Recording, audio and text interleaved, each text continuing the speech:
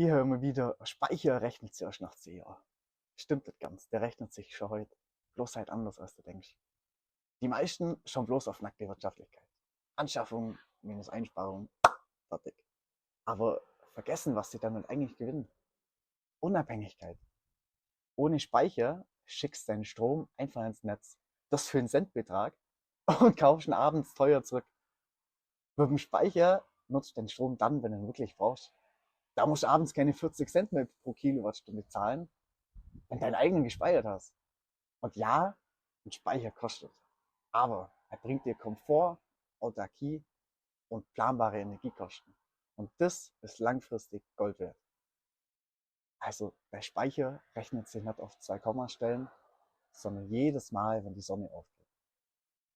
Und wenn du wissen willst, wie du ganz leicht selber herausfindest, welche Speichergröße bei dir sinnvoll ist, dann schreib mir und ich erkläre es dir.